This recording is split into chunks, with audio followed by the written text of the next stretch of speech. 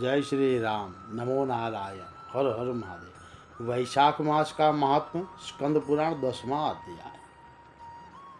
भगवान विष्णु के स्वरूप का विवेचन, प्राण की श्रेष्ठता, जीवों के विभिन्न स्वभाव और कर्मों का कारण तथा भागवत धर्म, उसके बारे में मैं आपको बता रहा हूँ। व्याग ने पूछा, अभी कई लोगों के मैसेज आए हुए हैं कि व्याग का मतलब क्या, यानी कि व्याग यानी शिकारी, जो शिकार करते हैं वो शिकारी को व्याग बोला जाता है। जय श्री राम। व्याग ने पूछा, हे ब्राह्मण, आपने पहले ही कहा था कि भगवान विष्णु की प्रीति के लिए कल्याणकारी भागवत धर्मों का और उनमें भी वैशाख मास में कर्तव्य रूप से बताए हुए नियमों का विशेष रूप से पालन करना चाहिए। वे भगवान विष्णु कैसे हैं, उनका क्या लक्षण है, उनकी सत्ता में क्या प्रमाण है तथा वे सर्वव्यापी भगवान किनके द्वारा जानने योग्य है। वैष्णव धर्म कैसा है और किससे भगवान श्री हरि प्रसन्न होते हैं। हे महामते, मैं आपका किंकर हूँ, मुझे यह सब बातें बताइए।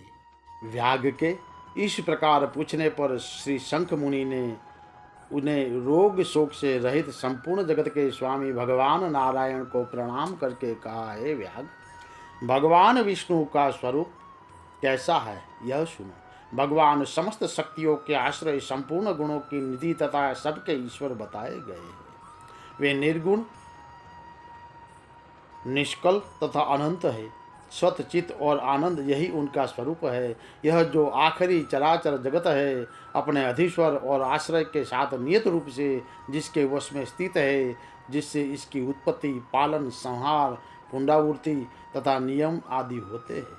प्रकाश, बंधन, मोक्ष और जीविका, इन सब की प्रवृत्ति जहाँ से होती है, वे ही ब्रह्म नाम से प्रसिद्ध भगवान श्री विष्णु है। वे ही विद्वानों के समान सर्वव्यापी परमेश्वर है। ज्ञानी पुरुषों ने उन्हीं का साक्षात परब्रह्म कहा है। वेद, शास्त्र, स्मृति, पुराण, इतिहास, पांचरात्र और महाभारत सब विष्णु का रूप है, विष्णु के ही प्रतिपादक है।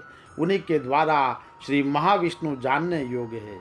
वेद सनातन देव भगवान नारायण को कोई इंद्रियों से, यानी कि प्रत्यक्ष प्रमाण द्वारा, अनुमान से और तर्क से भी कहीं नहीं जान सकता है। उन्हीं के दिव्य जन्म, कर्म तथा गुणों को अपनी बुद्धि के अनुसार जानकर उनके अधीन रहने वाले जीव समूह सदा मुक्त होते हैं।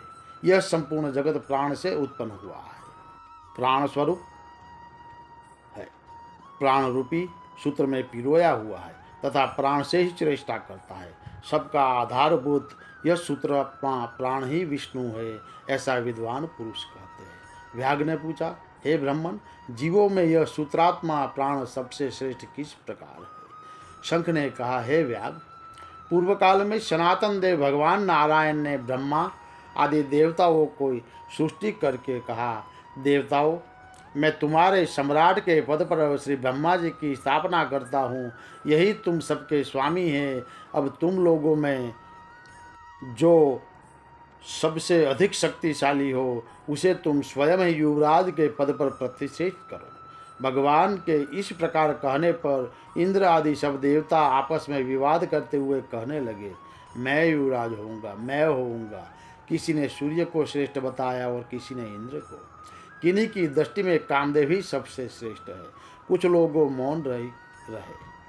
आपस में कोई निर्णय न होता देखकर वे भगवान नारायण के पास पूछने के लिए गए और प्रणाम करके हाथ जोड़कर बोले, हे महाविष्णु, हम सबने अच्छी तरह विचार कर लिया, किंतु हम सब में श्रेष्ठ कौन है यह हम अभी तक किसी प्रकार निश्चय नहीं कर सके। अब आप ही निर्णय कीजिए। तब भगवान विष्णु ने हंसते हुए कहा, इस विराट ब्रह्मांड रूपी शरीर से जिसके निकल जाने पर गिर जाएगा और जिसके प्रवेश करने पर पुनः उठकर खड़ा हो जाएगा, वही देवता सबसे श्रेष्ठ है।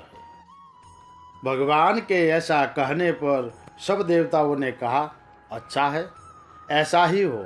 तब सबसे पहले देवस्वर जयंत विराट शरीर के पैर से बाहर निकला। उसके निकलने से उस शरीर को लोग पंगु कहने लगे, परंतु शरीर गिर न सका। यद्यपि वह चल नहीं पाता था, तो भी सुनता, पीता, बोलता, सूंघता और देखता हुआ पूर्ववत स्थिर रहा। तत्पश्चात गूढ़ आदेश से दक्ष प्रजापति निकलकर अलग हो गए। तब लोगों ने उसे नपुंसक कहा, किंतु उस समय भी वह शरीर गिर न सका। उसके बाद विराट शरीर के हाथ से सब देवताओं के राजा इंद्र बाहर निकले। उस समय भी शरीर पात नहीं हुआ। विराट पुरुष को सब लोग हस्तहीन लूला कहने लगे। उसी प्रकार नेत्रों से सूर्य निकले, तब लोगों ने उसे अंधा और काना कहा। उस समय भी शरीर का पतन नहीं हुआ। तदनंतर नासिका से अश्विनी कुमार निकले, किंतु शरीर नहीं गिर सका। केवल इतना ही कहा जाने लगा कि यह सूंघ ही नहीं सकता। कान से अधिष्ठात्री देवियाँ दिशाएं निकली। उस समय लोग उसे बधिर कहने लगे, परंतु उसकी मृत्यु नहीं हुई। तत्पश्चात जिह्वा से वरुण देव निकले।